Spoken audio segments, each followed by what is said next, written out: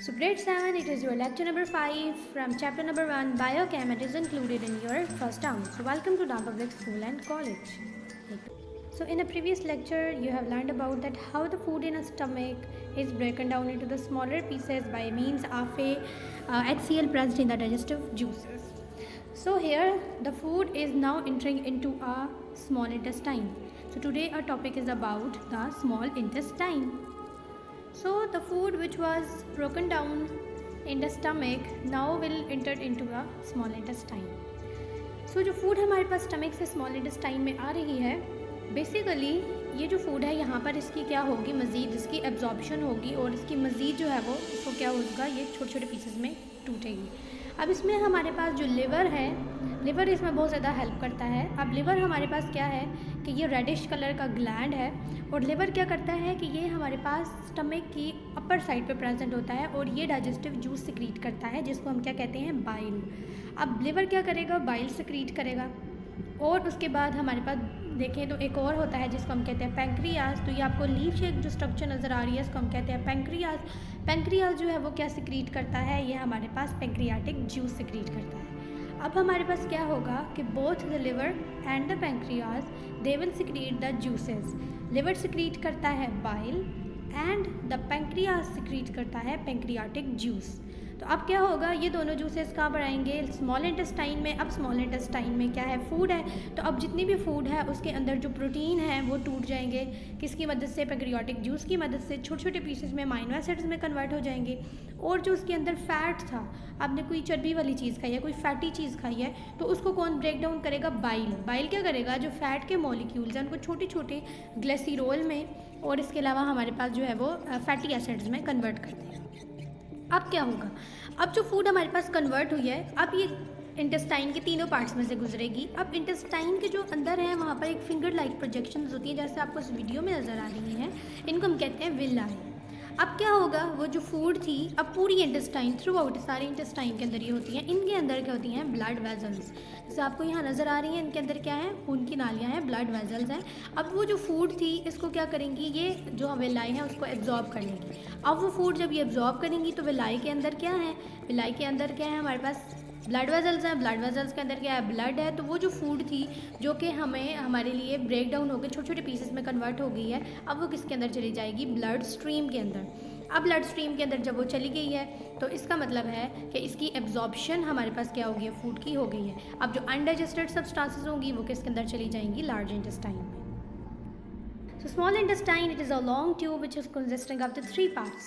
Small intestine के कितने parts हैं, three parts हैं. The first part is called as the duodenum, the second part is called as the jejunum, and the third part is called as the ileum. Here you can see in this diagram, the first part of the small intestine, there is a tube-like structure. There is a coiled tube-like structure. You can see in this figure. So first part, it is called as the duodenum, and the second part is called as the jejunum, and the third part is called as the ileum. सो हमारे पास intestine के आपको अभी याद रखने की ज़रूरत है कि इंटेस्टाइन के हमारे पास तीन पार्ट्स होते हैं। पहले पार्ट्स को हम कहते हैं ड्यूडेनम, सेकंड को कहते हैं जेडेनम एंड द थर्ड वन को हम क्या कहते हैं, इलियम। सो ड्यूडेनम हमारे पास जो होता है, it is the first part of the small intestine. अब फर्स्ट पार्ट है तो ये क्या रिसीव करेगा, आपको पता है स्टमक ने क्या प्रोड्यूस किया था, काइम प्रोड्यूस किया था। काइम किसके अंदर इंटर होता है, स्मॉल इंटेस्टाइन के अंदर इंटर होता है। तो फर्स्ट पार्ट क्या रिसीव करेगा, it will receive the chyme. The second most important thing आपको जो याद रखने के लिए ज़रूरी है कि ये इसकी लेंथ कितनी होती है, the length of the duodenum is 20 to 25 centimetre. जी, जो लेंथ हमारे पास होती है ड्यूडेनम की वो हमारे पास क्या है, 20 to 25 सेंटीमीटर होती है।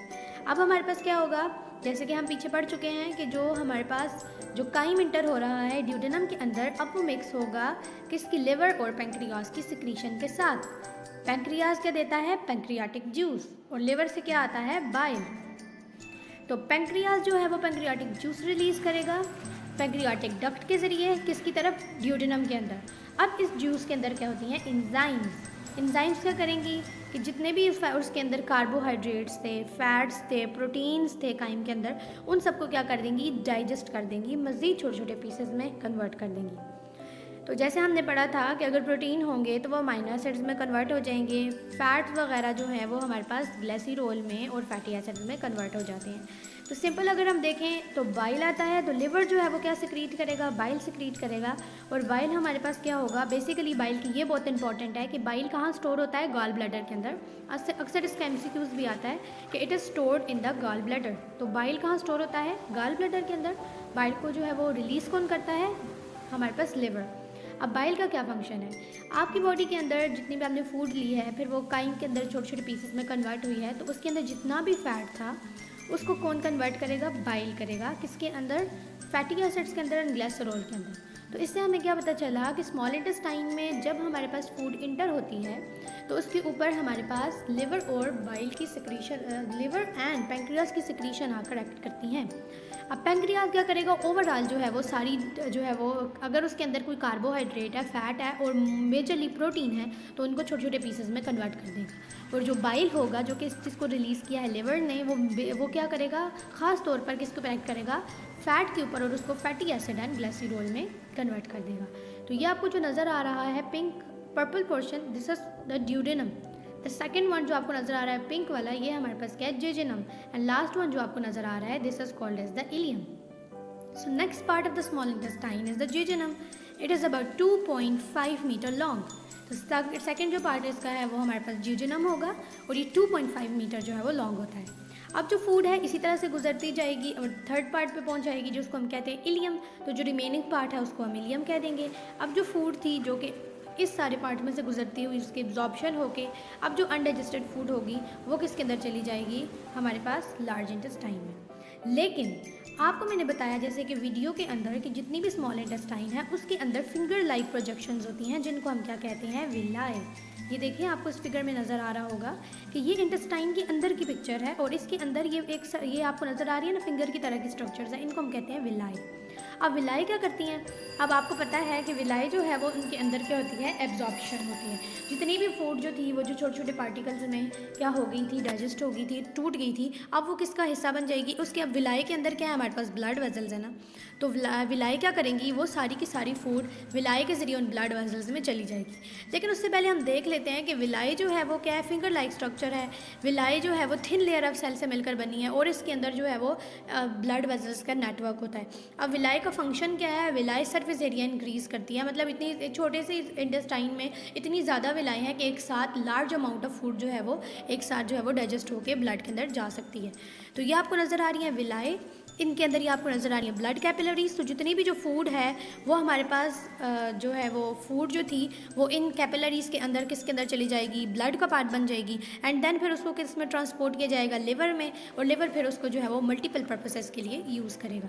उसके बाद अगर हम देखें वो फूड जो कि इन सारी इंटेस्टाइन से गुजरने के बावजूद भी डाइजेस्ट नहीं हुई, तो वो अब किसकी तरफ चली जाएगी, लार्ज इंटेस्टाइन की तरफ, which is our next topic.